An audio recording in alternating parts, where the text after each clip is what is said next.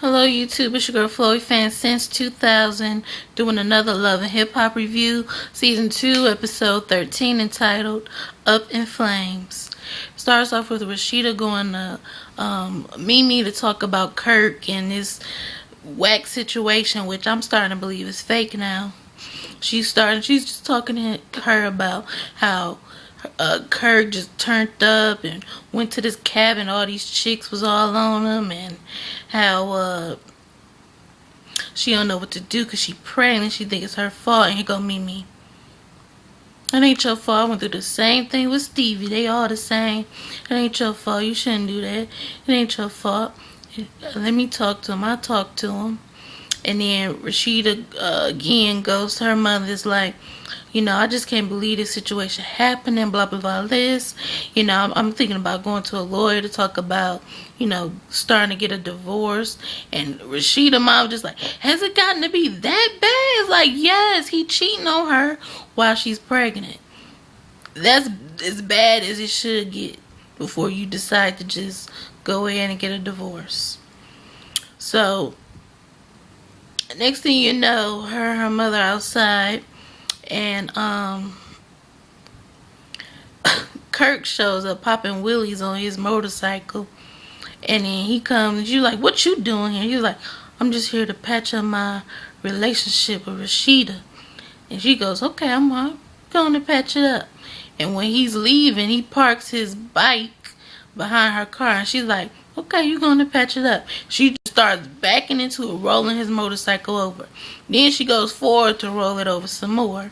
And then it catches on fire, and he's looking like, it's a $7,000 bike. She's like, I don't care. I don't care. You should have never cheated. You messed with the wrong one. I'm crazy. You messed with the wrong one. And she was just like, I don't blame my mother for going off. I don't blame her because Kirk doing all this mess while I'm pregnant. Because I'm pregnant, he cheating on me. I'm pregnant, he cheating. I can't believe he did this. And I'm thinking, this is fake. This is so fake. Next thing I know, I just want to talk about Stevie J and his dad doing his kitchen scene.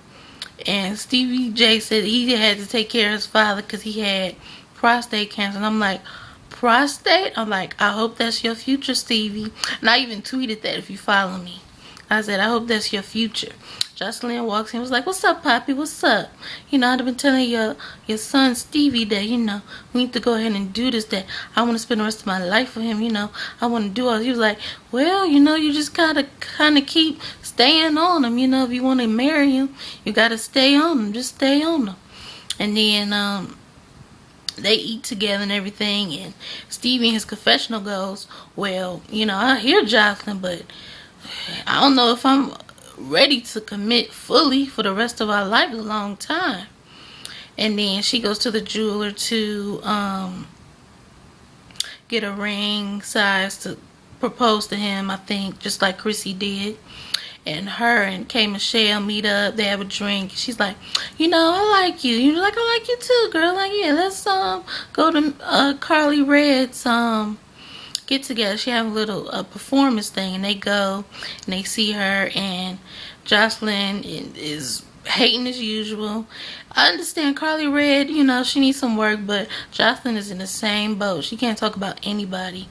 And then they was joking like, K Michelle was like, she kind of could be like a Beyonce. She was like, please, she can't be like no Beyonce. She too old. And then afterwards they go, what do you think about it? You're like, oh yeah, that was cool. It was cool, I like your hair nice and everything. She was like, you like my hair? I was like, yeah, I love your hair. She was like, well, it makes you look a lot younger. She was like, why are you taking digs at me?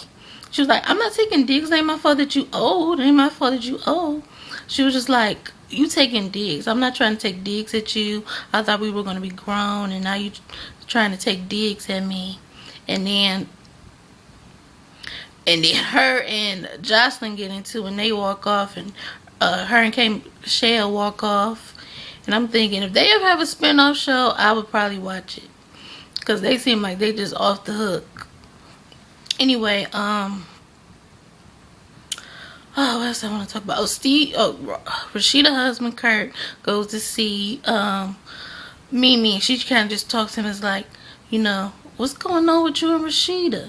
He was like, well, you know, she told me to do me. That's what I did. He said, you gonna waste your whole marriage, your kids over just some $5 hooker? You gonna do all that just for this $5 hooker? He was like, well, yeah, you know, you used it just for some fun, Kirk. You gonna risk all that? What about your kids? He was like, I hear you. And I'm glad Mimi talked to him, got some sense into him, even though I think this whole situation is fake. Scrappy and his mom meet up, and then she talks about how what happened last time was out of order, and how she happy Erica had to pawn the ring, how it was all a part of her plan. And I'm thinking, we all knew that. I don't know why Erica even wanted to go and pawn the ring, because that's all Mama D wanted her to do. And then, you know, little Scrappy was just mad about it, or sad about it. He mad because he can't stay sober. He got to keep continually smoking weed, and he goes to try to get help for that, which is boring. I'm not even going to talk about that. What else I want to talk about? Oh, Arian comes out, like we didn't already notice, that she says that she's gay and she wants to be with a woman. And Mimi's like, yeah, I already knew that. Like, we all kind of figured it out. She didn't have a man. She always crying about Mimi's situation. And, I mean, Mimi don't even cry about it, really, and you crying about it. And then, okay, Michelle was just like, okay, what's new? I don't have a problem with people's sexual orientation, but whatever makes you happy, okay. And of course, Mimi already knew, because they probably already slept together. Anyway, what else? It was pretty boring besides that. Oh, Drew set up this date with Tracy and her new man, and come to find out that he did a Google search and found out he spent some time in jail, and Tracy got mad and broke up with him and said, you lied to me. And I don't think he really lied. I think she overreacted, and I don't believe that it was right that she just went with that and broke up with him. She just wants Drew back and is using this as an excuse. He didn't really lie about it. He just met you. He didn't have to tell you his whole life story like that. You know, I just didn't agree that she broke up with him like that. And at the end, he was like, well, you know, I'm sorry about that, you know. I'm sorry about that. She was just like, it is what it is. I broke up with him. He was like, did you feel right? Breaking up with him based on one lie?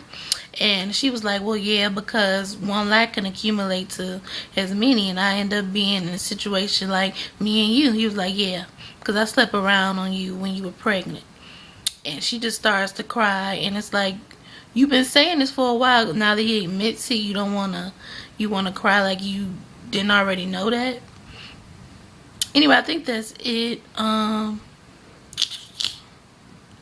Rate, comment, and subscribe. If I left anything out, drop that below, and follow me on Twitter. Bye.